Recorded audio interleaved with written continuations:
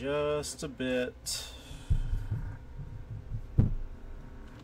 I need to get better at this.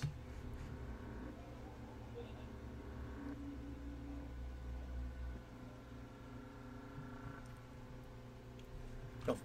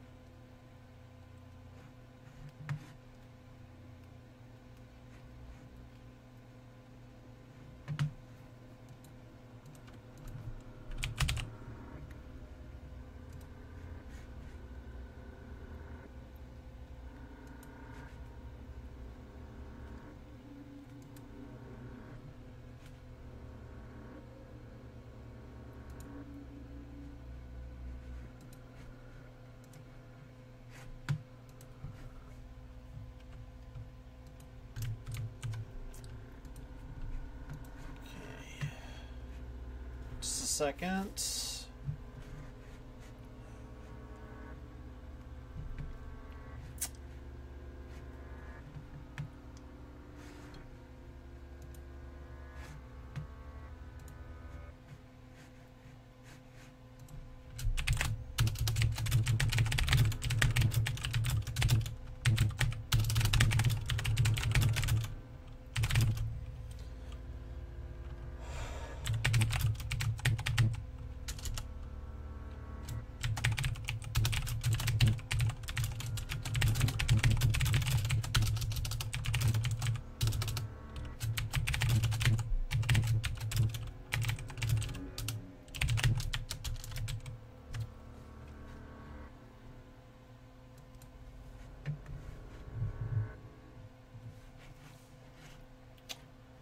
Okay, I think I'm about ready to start.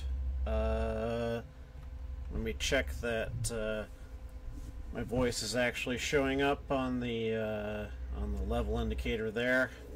I kind of ended up wasting a lot of time looking for. I was hoping to have a Night in the Woods scene playing while I was reading the story, and I was just gonna set up the game capture to have Night in the Woods rolling while I was reading the Arthur Machen story, but for some bizarre reason, I could not get.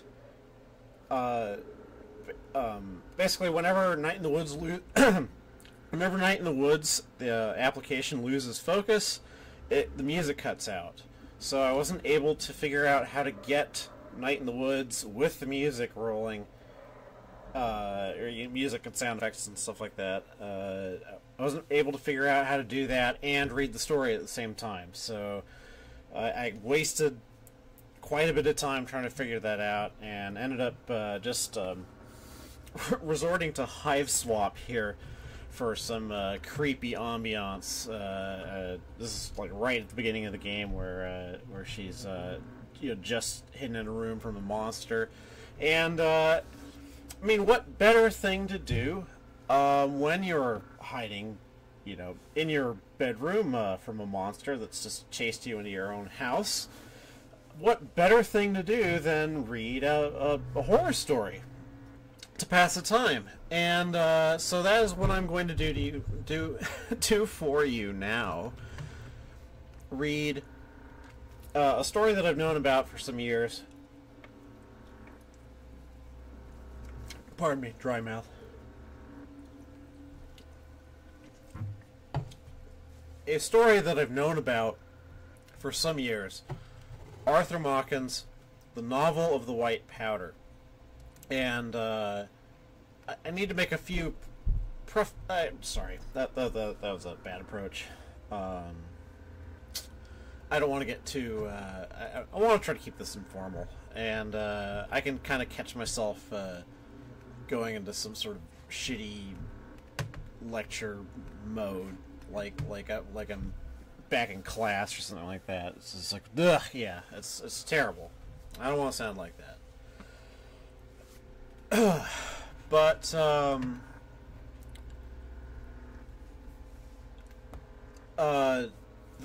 novel of the White Powder is not actually a novel, as we understand it. It's a short story, and it is. This is an excerpt from a larger work called "The Three Impostors," which I have actually read in completion because of the curiosity spurred by this story. But I don't quite recommend that anyone who listens to this and think, "Wow, this guy's great." Don't read Three Impostors. It's a very strange piecemeal work that I don't actually quite understand what it was. I think it was supposed to be some. I think it was supposed to be written in the style of like a 1001 Nights or something like that, but I've never read 1001 Nights, so I don't know how that's structured. But it's got this really like kind of stories within stories, haphazard, like jump all over the place plot to it. And the as a whole, the whole thing, it just kind of ends up winding nowhere. I mean, there's some good imagery in there. Like, I don't know. If you read The Three Impostors, don't go in expecting that it's going to make a lot of sense. But you might get some good stuff out of it.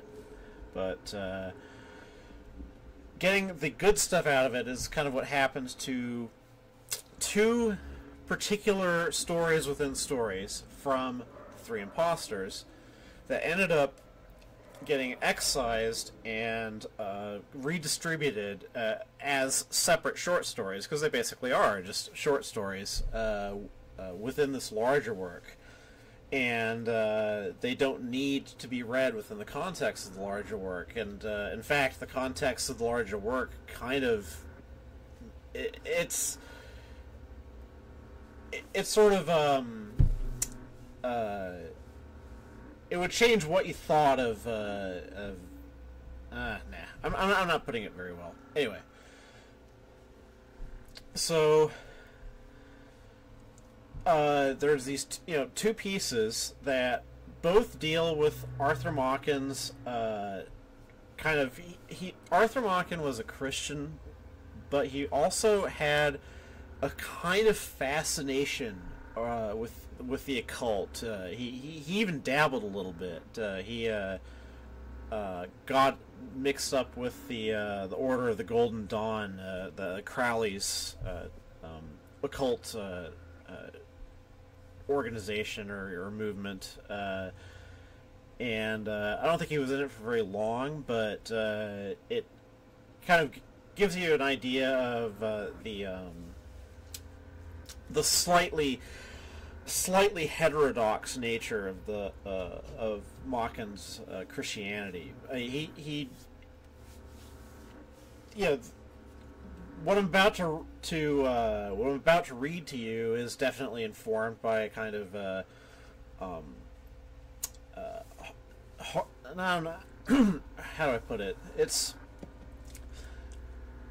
It is a kind of Christian worldview, but it's like the sort of Christian who, also believes that there are other gods and that he kind of is a. I'm losing the thread here. I am a little stoned. Anyway. Well, rather than wander on any longer, I'm going to get to the Novel of the White Powder by Arthur Machen.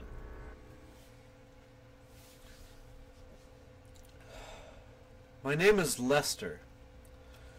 My father, Major General Wynne Lester, a distinguished officer of artillery, succumbed 5 years ago to a complicated liver complaint acquired in the deadly climate of India.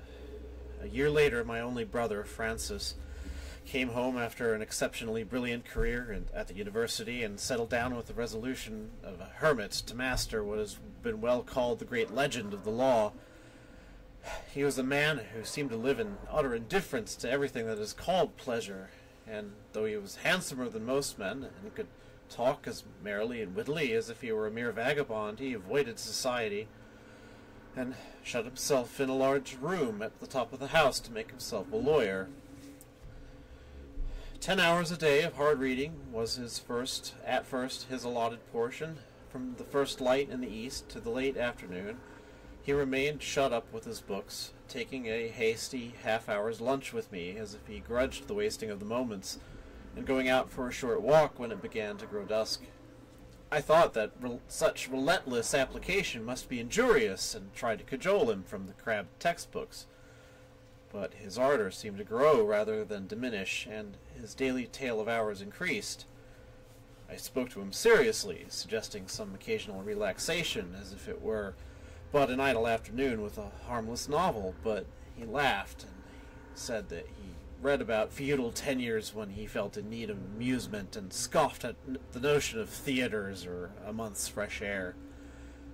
I confessed that he looked well, and he seemed not to suffer from his labors, but I knew that such unnatural toil would take revenge at last, and I was not mistaken. A look of anxiety began to lurk about his eyes, and he seemed languid, and at last he avowed that he was no longer in perfect health. He was troubled, he said, with a sensation of dizziness, and awoke now and then of nights from fearful dreams, terrified and cold, with icy sweats. "I am taking care of myself," he said, "so you must not trouble. I passed the whole of yesterday afternoon in idleness, leaning back in that comfortable chair you gave me and scribbling nonsense on a sheet of paper. No, I will not overdo my work. I shall be well enough in a week or two, depend on it." Yet, in spite of his assurances, I could see that he grew no better, but rather worse. He would enter the drawing-room with a face all miserably wrinkled and despondent, and endeavor to look gaily when my eyes fell upon him, and I thought such symptoms of evil omen, and was frightened sometimes at the nervous irritation of his movements, and at glances which I could not decipher. Much against his will, I prevailed on him to have medical advice, and with an ill grace he called on our old doctor. He called in our old doctor.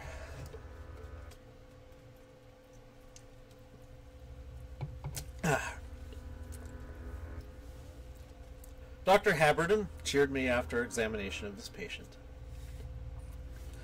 "There is nothing really much amiss," he said to me. "No doubt he reads too hard and eats hastily, and then goes back again to his books in too great a hurry, and the natural sequence is some digestive trouble and a little mischief in the nervous system. But I do indeed, Miss Lester, that we shall be able to set this all right. I have written a prescription which ought to do great things, so you have no cause for anxiety."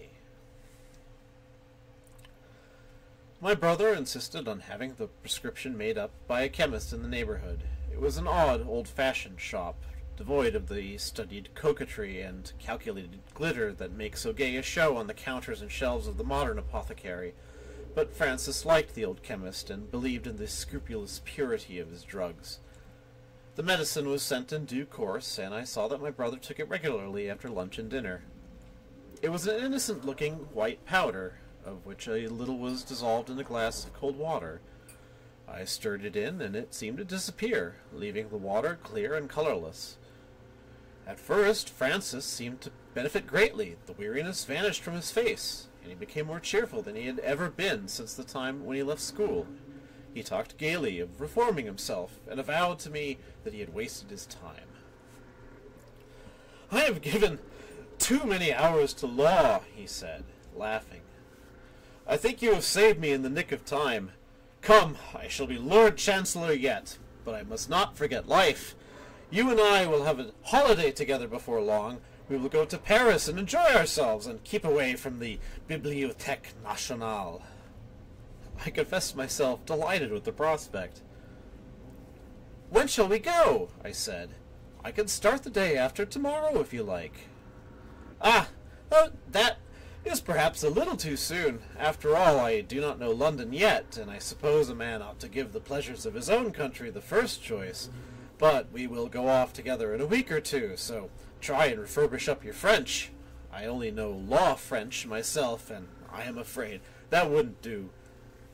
We were just finishing dinner, and he quaffed off his medicine with a parade of carousal, as if it had been wine from some choicest bin. "Has it any particular taste?" I said. "No, I should not know I was not drinking water." And he got up from his chair and began to pace up and down the room as if he were undecided as to what he should do next. "Shall we have coffee in the drawing room?" Oh, sorry, wrong voice. "Shall we have coffee in the drawing room?" I said. Or would you like to smoke?" No, I think I will take a turn. It seems a pleasant evening. Look at the afterglow. Why, it is as if a great city were burning in flames, and down there between the dark houses it is raining blood fast. Yes, I will go out. I may be in soon, but I shall take my key. So good night, dear, if I don't see you again." The door slammed behind him, and I saw him walk lightly down the street, swinging his Malacca cane, and I felt grateful to Dr. Haberden for such an improvement. I believe my brother came home very late that night, but he was in a merry mood the next morning. "I walked on without thinking where I was going," he said, "enjoying the freshness of the air, enlivened by the crowds as I reached more frequented quarters. And then I met an old college friend, Orford, in the press of the pavement, and then, well, we enjoyed ourselves. I have felt what it is to be young and a man. I find I have blood in my veins, as other men have. I have made an appointment with Orford for tonight. There will be a little party of us at the restaurant. Yes, I shall enjoy myself for a week or two, and hear the chimes at midnight, and then we will go for our little trip together." Such was the transmutation of my brother's character, that in a few days he became a lover of pleasure, a careless and merry idler of western pavements, a hunter out of snug restaurants, and a fine critic of fantastic dancing. He grew fat before my eyes, and said no more of Paris, for he had clearly found his paradise in London. I rejoiced, and yet wondered a little, for there was, I thought, something in his gaiety that indefinitely displeased me, though I could not have defined my feeling. But by degrees there came a change. He returned still in the cold hours of the morning, but I heard no more about his pleasures. And one morning, as we sat at breakfast together, I looked suddenly into his eyes, and saw a stranger before me. "Oh, Francis!" I cried. "Francis! Francis, what have you done?" And rending sobs cut the words short. I went weeping out of the room, for though I knew nothing, yet I knew all, and by some odd play of thought I remembered the evening when he first went abroad, and the picture of the sunset sky glowed before me. The clouds like a city in burning flames, and the rain of blood. Yet did I battle with such thoughts, resolving that perhaps after all no great harm had been done, and in the evening at dinner I resolved to press him to fix a day for our holiday in Paris. We had talked easily enough, and my brother had just taken his medicine, which he continued all the while. I was about to begin my topic when The words forming in my mind vanished, and I wondered for a second what icy and intolerable weight oppressed my heart and suffocated me, as with the unutterable horror of the coffin lid nailed down on the living. We had dined without candles. The room had slowly grown from twilight to gloom, and the walls and corners were indistinct in the shadow. But from where I sat, I looked out into the street, and as I thought of what I would say to Francis, the sky began to flush and shine, as it had done on a well-remembered evening, and in the gap between two dark masses that were houses, an awful pageantry of flame appeared, lurid whorls of writhed cloud and utter depths burning, grey masses like the fume blown from a smoking city, and an evil glory blazing far above, shot with tongues of more ardent fire, and below, as if there were a deep pool of blood. I looked down to where my brother sat facing me, and the words were shaped on my lips when I saw his hand resting on the table. Between the thumb and forefinger of the closed hand there was a mark, a small patch about the size of a sixpence, and somewhat of the color of a bad bruise. Yet, by some sense I cannot define, I knew that what I saw was no bruise at all. Oh! If human flesh could burn with flame, and if flame could be as black as pitch, such was that before me. Without thought or fashioning of words, grey horror shaped within me at the sight, and in an inner cell it was known to be a brand. For the moment the stained sky became dark as midnight, and when the light returned to me, I was alone in the silent room, and soon after I heard my brother go out. Late as it was, I put on my hat and went to Dr. Haberden, and in his great consulting room, ill-lighted by a candle which the doctor brought in with him, with stammering lips and a voice that would break in spite of my resolve, I told him all, from the day on which my brother began to take the medicine down to the dreadful thing I had seen scarcely half an hour before. When I had done, the doctor looked at me for a minute with an expression of great pity on his face. "My dear Miss Lester," he said, "you've evidently been anxious about your brother. You have been worrying over him, I am sure. Come now, is it not so?" "I have certainly been anxious," I said. "For the last week or two I have not felt at ease." "Quite so. You know, of course, what a queer thing the brain is." "I understand what you mean, but I was not deceived. I saw what I have told you with my own eyes." Yes, of course. But your eyes had been staring at that very curious sunset we had tonight. That is the only explanation. You will see it in the proper light tomorrow, I am sure. But remember, I am always ready to give any help that is in my power. Do not scruple to come to me, or to send for me if you are in any distress. I went away but little comforted, all confusion and terror and sorrow, not knowing where to turn. When my brother and I met the next day, I looked quickly at him, and noticed, with a sickening at heart, that the right hand, the hand on which I had clearly seen the patch, as of a black fire, was wrapped up with a handkerchief. "What is the matter with your hand, Francis?" I said in a steady voice. Nothing of consequence. I cut a finger last night, and it bled rather awkwardly, so I did it up roughly to the best of my ability." "I will do it neatly for you, if you like." "No, thank you, dear. This will answer very well. Suppose we have breakfast. I'm quite hungry." He sat down, and I watched him. He scarcely ate or drank at all, but tossed his meat to the dog when he thought my eyes were turned away. There was a look in his eyes that I had yet never seen, and the thought flashed across my mind that it was a look that was scarcely human. I was firmly convinced that awful and incredible as was the thing I had seen the night before, yet it was no illusion, no glamour of bewildered sense, and in the course of the evening I went again to the doctor's house. He shook his head with an air puzzled and incredulous, and seemed to reflect for a few minutes.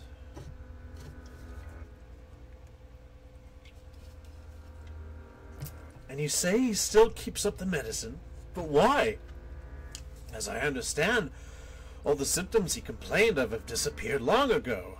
Why should he go on taking the stuff when he is quite well? And, by the by, where did he get it made up? At Sace's?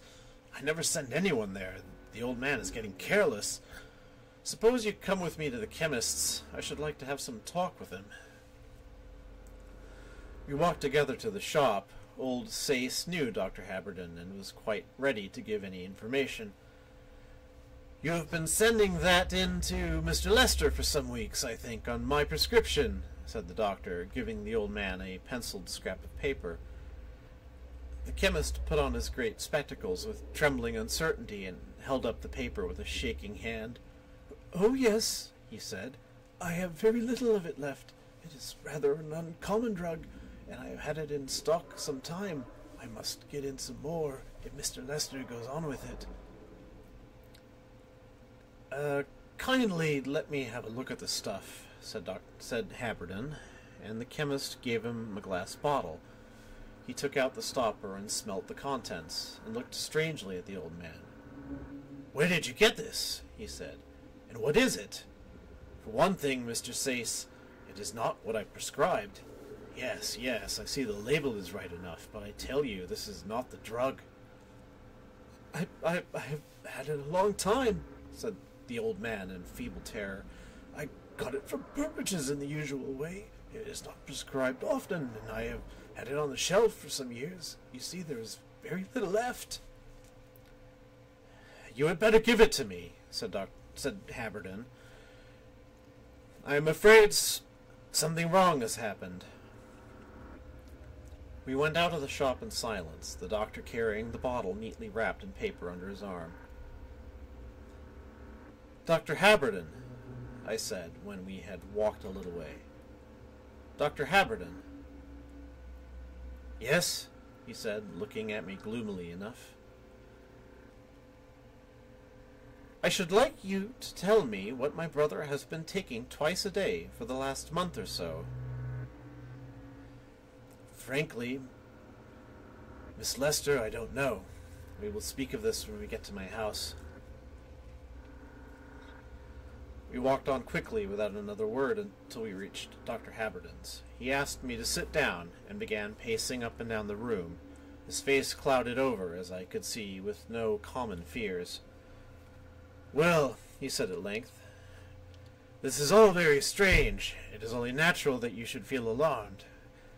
And I must confess that my mind is far from easy.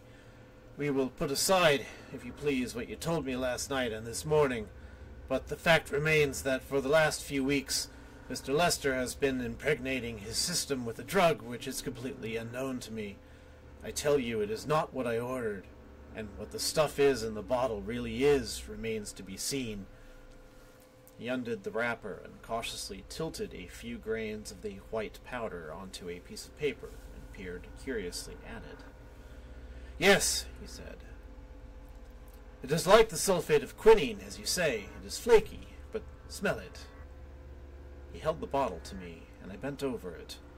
It was a strange, sickly smell, vaporous and overpowering, like some strong anesthetic. "I shall have it analyzed," said Dr. Haberden. "I have a friend who has devoted his whole life to chemistry as a science. Then we shall have something to go upon. No, say no more about that other matter. I cannot listen to that, and take my advice and think no more about it yourself." That evening my brother did not go out as usual after dinner. "I've had my fling," he said with a queer laugh, "and I must go back to my old ways. A little law will be quite a relaxation after so sharp a dose of pleasure." And he grinned to himself, and soon after went up to his room. His hand was still all bandaged. Dr. Haberden called a few days later. "I have no special news to give you," he said. "Chambers is out of town, and so I know no more about that stuff than you do. But I should like to see Mr. Lester if he is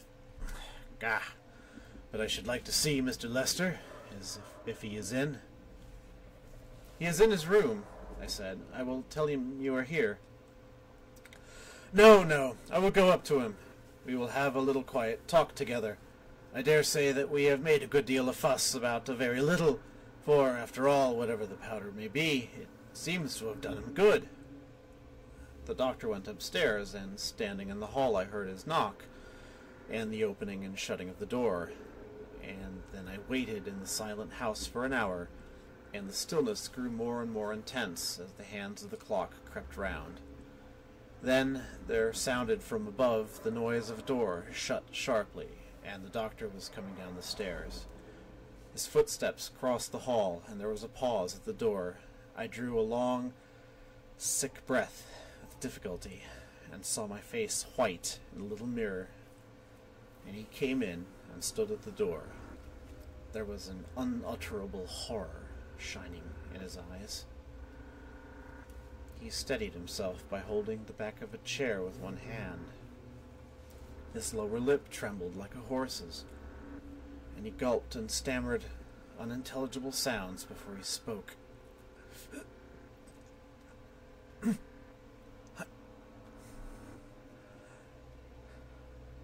"I have seen that man," he began in a dry whisper. "I have been sitting in his presence for the last hour. My God. And I am alive, and in my senses.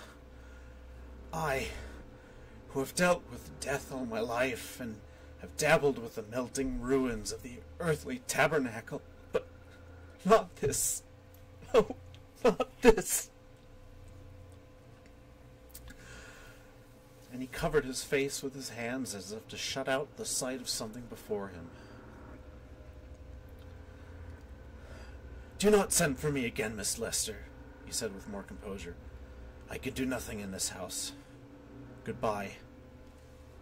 As I watched him totter down the steps and along the pavement towards his house, it seemed to me that he had aged by 10 years since the morning. My brother remained in his room.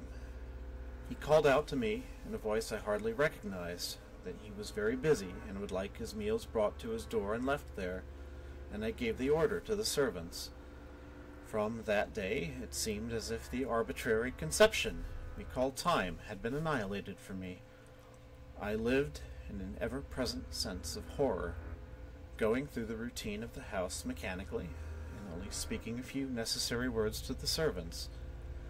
Now and then I went out and paced the streets for an hour or two and came home again, but whether I were without or within, my spirit delayed before the closed door of the upper room, and, shuddering, waited for it to open. I have said that I scarcely reckoned time, but I suppose it must have been a fortnight after Dr. Haberden's visit that I came home from my stroll a little refreshed and lightened. The air was sweet and pleasant, and the hazy form of green leaves, floating cloud-like in the square, and the smell of blossoms had charmed my senses, and I felt happier and walked more briskly. As I delayed a moment at the verge of the pavement, waiting for a van to pass by before crossing over to the house, I happened to look up at the windows, and instantly there was the rush and swirl of deep, cold waters in my ears. My heart leapt up and fell down as into a deep hollow, and I was amazed with the dread and terror without form or shape. I stretched out a hand blindly through the folds of thick darkness from the black and shadowy valley, and held the window of my brother's study, and at that moment the blind was drawn aside, and something that had life stared out into the void. Nay, I cannot say I saw a face, or any human likeness. A living thing, 2 eyes of burning flame, glared at me, and they were in the midst of something as formless as my fear, the symbol and presence of all evil and all hideous corruption. I stood shuddering and quaking as with the grip of ague, sick with unspeakable agonies of fear and loathing, and for 5 minutes I could not summon force or motion to my limbs. When I was within the door, I ran up the stairs to my brother's room and knocked. "Francis! Francis!" I cried. "For heaven's sake, answer me! What is the horrible thing in your room? Cast it out, Francis! Cast it from you!" I heard a noise as of feet shuffling slowly and awkwardly, and a choking, gurgling sound as if someone was struggling to find utterance, and then the noise of a voice, broken and stifled, in words I could scarcely understand. "There's nothing here," the voice said. "Pray do not disturb me. I am not very well today."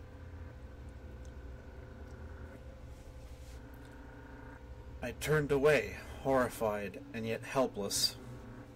I could do nothing, and wondered why Francis had lied to me, for I had seen the appearance beyond the glass too plainly to be deceived, though it was but the sight of a moment, and I sat still, conscious that there had been something else, something I had seen in the first flash of terror before those burning eyes had looked at me.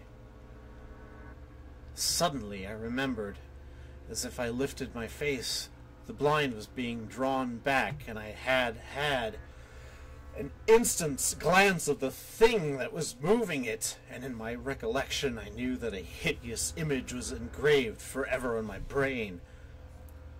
It was not a hand. There were no fingers that held the blind, but a black stump pushed it aside, the moldering outline and the clumsy movement as of a beast's paw had glowed into my senses before the darkling waves of terror had overwhelmed me as I went down quick into the pit. My mind was aghast at the thought of this, and of the awful presence that dwelt with my brother in his room. I went to his door and cried to him again, but no answer came. That night one of the servants came up to me and told me in a whisper that for 3 days food had regularly been placed at the door and left untouched. The maid had knocked but received no answer. She had heard the noise of shuffling feet that I had noticed. Day after day went by, and still my brother's meals were brought to his door and left untouched. And though I knocked and called again and again, I could get no answer. The servants began to talk to me. It appeared that they were as alarmed as I. The cook said that when my brother first shut himself up in his room, she used to hear him come out at night and go about the house, and once, she said, the hall door had opened and closed again. For several nights she had heard no sound. The climax came at last. It was in the dusk of the evening, and I was sitting in the darkening, dreary room when a terrible shriek jarred and rang harshly out of the silence, and I heard a frightened scurry of feet dashing down the stairs. I waited, and the servant maid staggered into the room and faced me, white and trembling. "Oh, Miss Helen!" she whispered. "Oh, for the Lord's sake! Miss Helen, what has happened? Look at my hand, miss! Look at that hand!" I drew her to the window and saw that there was a black, wet stain upon her hand. I do not understand you," I said. "Will you explain this to me?" "I was doing your room just now," she began. "I was turning down the bedclothes, and all of a sudden there was something fell upon my hand, wet, and I looked up, and the ceiling was black and dripping on me." I looked hard at her and bit my lip. "Come with me," I said. "Bring your candle with you." The room I slept in was beneath my brother's, and as I went in I felt I was trembling. I looked up at the ceiling, and saw a patch all black and wet, and a dew of black drops upon it, and a pool of horrible liquor soaking into the white bedclothes. I ran upstairs and knocked loudly. "Oh, Francis! Francis, my dear brother!" I cried. "What has happened to you?" And I listened. There was a sound of choking and a noise like water bubbling and regurgitating, but nothing else. And I called louder, but no answer came. In spite of what Dr. Haberden had said, I went to him, with tears streaming down my cheeks. I told him all that had happened, and he listened to me with a face set hard and grim. "For your father's sake," he said at last, "I will go with you, though I can do nothing." We went out together. The streets were dark and silent, and heavy with heat and a drought of many weeks. I saw the doctor's face white under the gas lamps, and when we reached the house, his hand was shaking. We did not hesitate, but went upstairs directly. I held the lamp, and he called out in a loud, determined voice, "Mr. Lester, do you hear me? I insist upon seeing you. Answer me at once." There was no answer, but we both heard that choking noise I have mentioned. "Mr. Lester, I am waiting for you. Open the door this instant, or I shall break it down." And he called a third time, in a voice that rang and echoed from the walls, "Mr. Lester, for the last time I order you to open the door." "Ah," he said, after a pause of heavy silence, "we are wasting time here. Will you be so kind as to get me a poker or something of the kind?" I ran into a little room at the back where odd articles were kept, and found a heavy adze-like tool that I thought might serve the doctor's purpose. "Very good," he said. "That will do, I dare say." "I give you notice, Mr. Lester," he cried loudly at the keyhole, "that I am now about to break into your room." Then I heard the wrench of the adze, and the woodwork split and cracked under it. With a loud crash, the door suddenly burst open, and for a moment we started back, aghast at a fearful, screaming cry, no human voice, but as the roar of a monster that burst forth inarticulate and struck at us out of the darkness. "Hold the lamp," said the doctor, and we went in and glanced quickly round the room. "There it is," said Dr. Haberden, drawing a quick breath. "Look, in that corner." I looked, and a pang of horror seized my heart as with a white-hot iron. There upon the floor was a dark and putrid mass, seething with corruption and hideous rottenness, neither liquid nor solid, but melting and changing before our eyes, and bubbling with unctuous, oily bubbles like boiling pitch. And out of the midst of it shone two burning points like eyes. And I saw a writhing and stirring as of limbs, and something moved and lifted up what might have been an arm. The doctor took a step forward, raised the iron bar, and struck at the burning points. He drove in the weapon and struck again and again in the fury of loathing. A week or two later, when I had recovered to some extent from the terrible shock, Dr. Haberden came to see me. "I have sold my practice," he began, "and tomorrow I am sailing on a long voyage. I do not know whether I shall ever return to England. In all probability I shall buy a little land in California and settle there for the remainder of my life. I have brought you this packet, which you may open and read when you feel able to do so. It contains the report of Dr. Chambers on what I submitted to him. Goodbye, Miss Lester. Goodbye." When he was gone, I opened the envelope. I could not wait, and proceeded to read the papers within. Here is the manuscript, and if you will allow me, I will read you the astounding story it contains. My dear Haberden, the letter began, I have delayed inexcusably in answering your questions as to the white substance you sent me. To tell you the truth, I have hesitated for some time as to what course I should adopt, for there is a bigotry and orthodox standard in physical science as in theology, and I knew that if I told you the truth, I should offend rooted prejudices, which once I held dear myself. However, I have determined to be plain with you, and first I must enter into a short personal explanation. You have known me, Haberden, for many years as a scientific man. You and I have often talked of our profession together, and discussed the hopeless gulf that opens before the feet of those who think to attain to truth by any means whatsoever except by the beaten way of experiment and observation in the sphere of material things. I remember the scorn with which you have spoken to me of men of science who have dabbled a little in the unseen, and have timidly hinted that perhaps the senses are not, after all, the eternal impenetrable bounds of all knowledge, the everlasting walls beyond which no human being has ever passed.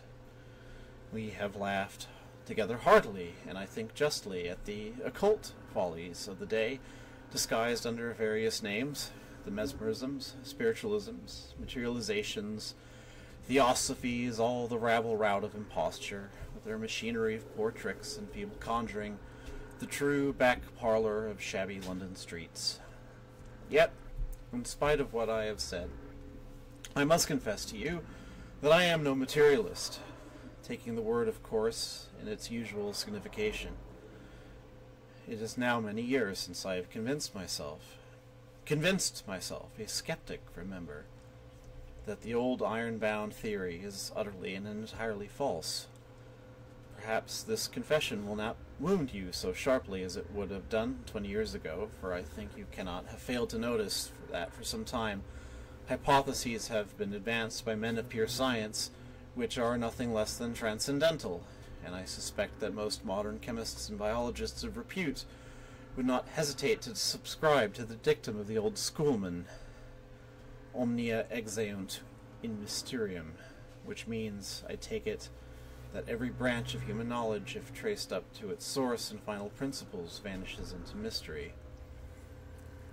I need not trouble you now with a detailed account of the painful steps which led me to my conclusions. A few simple experiments suggested a doubt as to my then standpoint, and a train of thought that rose from circumstances comparatively trifling brought me far.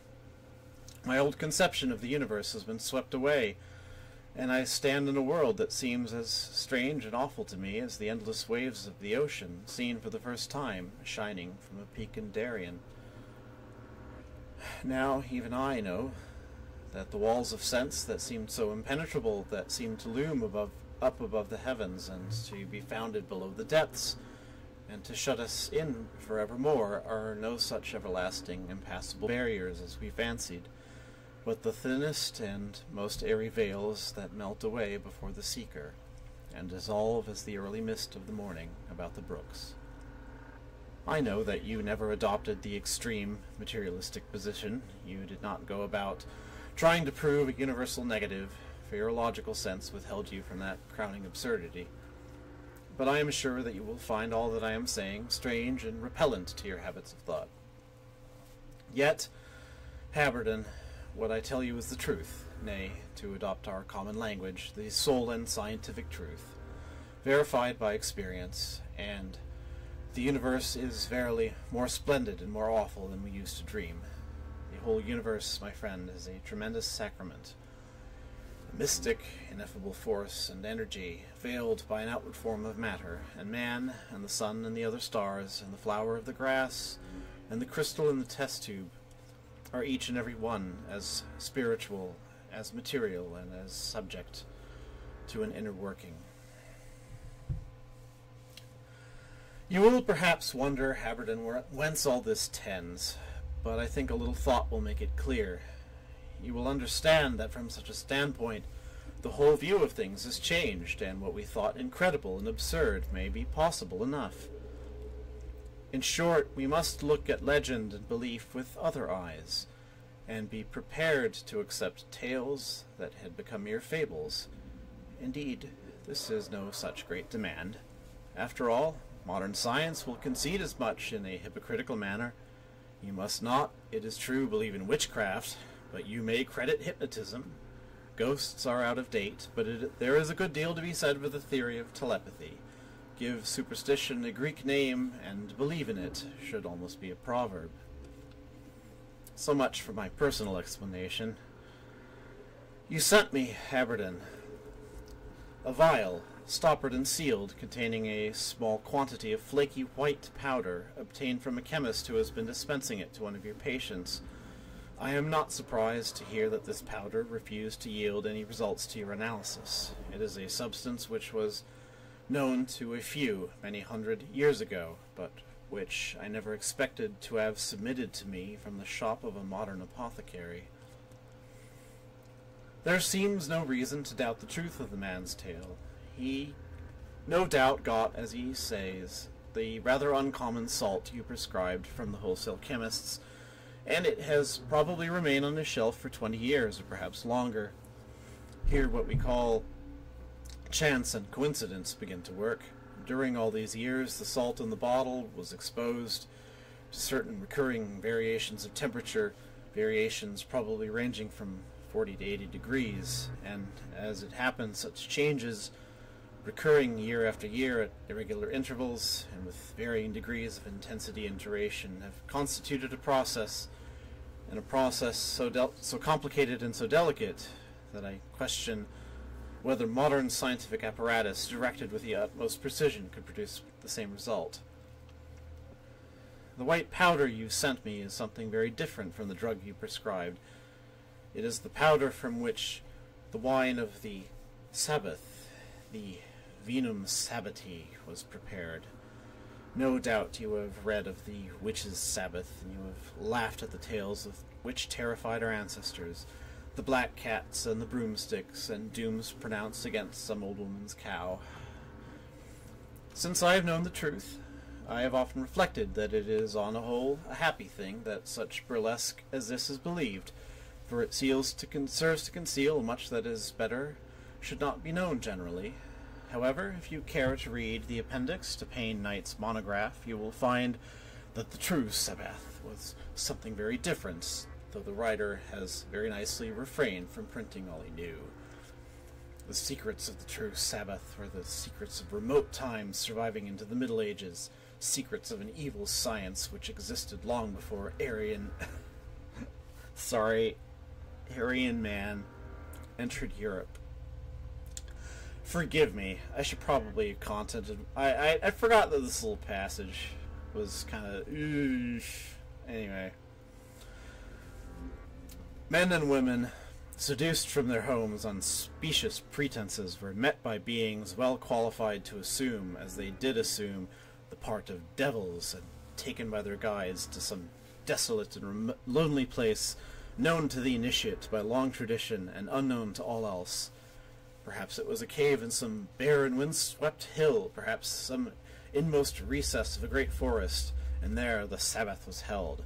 There, in the blackest hour of the night, the Vinum Sabbati was prepared, and this evil gruel was poured forth and offered to the neophytes, and they partook of an infernal sacrament. Sementes calicem principis inferorum, as an old author well expresses it. And suddenly, each one that had drunk found himself attended by a companion, a share of glamour and an earthly allurement beckoning him apart to share in joys more exquisite, more piercing than the thrill of any dream, to the consummation of the marriage of the Sabbath. It is hard to write of such things as these, and chiefly because that shape that allured with loveliness. My mouth is dry. That shape that allured with loveliness was no hallucination, but, awful as it is to express, the man himself. By the power of that Sabbath wine, a few grains of white powder thrown into a glass of water, The house of life was riven asunder, and the human trinity dissolved, and the worm which never dies, that which lies with sleeping within us all, was made tangible and an external thing, and clothed with a garment of flesh. And then, in the hour of midnight, the primal fall was repeated and represented, and the awful thing veiled in the mythos of the tree in the garden was done anew. Such was the Nuptiae Sabbati. I prefer to say no more. You, Haberden, know as well as I do that the most trivial laws of life are not to be broken with impunity, and for so terrible an act as this, in which the very inmost place of the temple was broken open and defiled, a terrible vengeance followed. What began with corruption ended also with corruption. Underneath is the following in Dr. Haberden's writing. The whole of the above is, unfortunately, strictly and entirely true. Your brother confessed all to me on that morning when I saw him in his room. My attention was first attracted to the bandaged hand, and I forced him to show it to me. What I saw made me, a medical man of many years' standing, grow sick with loathing, and the story I was forced to listen to was infinitely more frightful than I could have believed possible. It has tempted me to doubt the eternal goodness which can permit nature to offer such hideous possibilities, and if you had not with your own eyes seen the end, I should have said to you, disbelieve it all. I have not, I think, many more weeks to live, but you are young and may forget all this. Joseph Haberden, M.D. In the course of 2 or 3 months, I heard that Dr. Haberden had died at sea shortly after the ship left England. The end. Well, that took a lot longer than I thought. I thought that was gonna take maybe half an hour, but no, that was a solid hour of reading. That was Arthur Machen's The Novel of the White Powder, excerpted from the larger work, The Three Impostors. Very evocative tale. The thing that mars it, as you could kind of tell when I was reading at the end, is that Machen had this sense of the weird and of the uncanny, but because it seemed like he was always trying to wrench himself back into a Christian sort of, like he held on to Christianity like a drowning man clinging to a life jacket. And that he saw that there was more out there.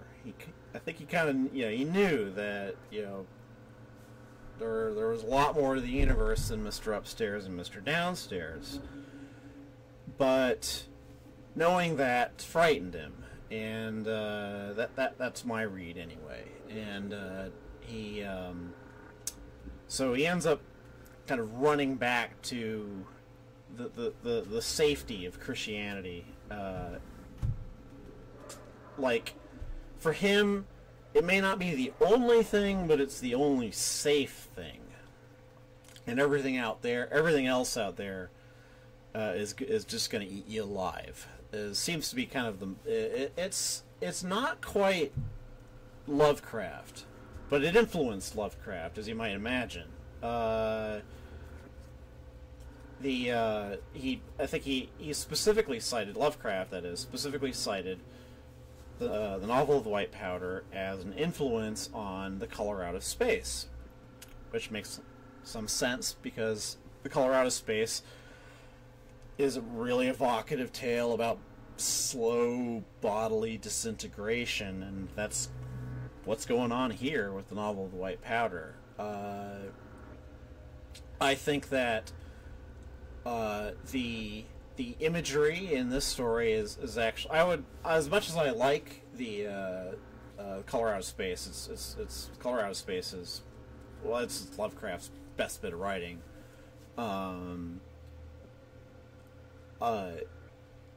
I think, like, some of the, like, there's stuff in this story that has stuck with me deeper and longer. Like, yeah, it's just really graphic and evocative images of this thing that's happening, and the weird explanation at the end. I gotta comment a little on that because I refer you back to the body of the story. In the body of the story, one of the things that happens to Lester's brother that he mentions is that he meets this college chum, Orford, and it's like, oh, there'll be a little party of us together, and it's a strange passage, and I kind of found it tempting to read a bit of like, you know, this is Machen, you know, doing the gay coding thing. Like, he's casting like, you know, he's not actually coming out and saying it, but the thing that marks the thing that's the hallmark of the you know, the road to perdition for the brother here is going out on a date with his college buddy, you know, this other guy, and you know, there is, unfortunately, you know, it's you know, sorry, content warning, homophobia. You know, it's one of the kind of one of the elements of the moral panic, the Christian moral panic about same-sex sex, is that I've come across is this feeling that it's like this grudging admission that, yeah, like, maybe it's actually more fun, and that's the problem. You know, like, marriage is, you know, man and wife, that's all supposed to be work, right? You know, you're you know, this isn't, you know, it's about sex, but really you're doing this because you know, it's work. You know, it's the job God gave you to get married, and you know, two guys or two women or whatever, you know, farting around, you know, that's goofing off. That's not work, you know, and you're not supposed to goof off. I mean, I'm trying to make light of it, obviously, you know, the reality of it, it's a lot nastier than that, but yeah, it's you know, it's pretty typical of Machen. You know, what else I've read about Machen, he's very much the, like, he sees the possibilities, and it's just like, oh, no, that's like eating all the candy. Yeah. Good writer, though.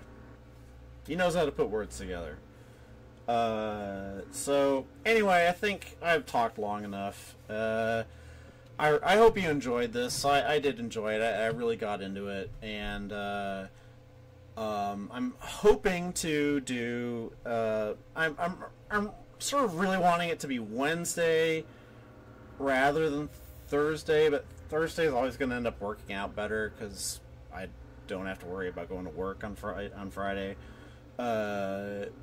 But I want to try to do, like, I still want to do the fanfic reading, like on a Saturday morning kind of thing, like it's sort of lighter stuff. But I do sort of want to do kind of a moody story, like roughly midweek in the evenings, as long as I actually have evenings. So anyway,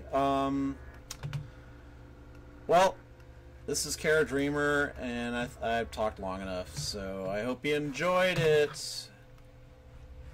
Good night.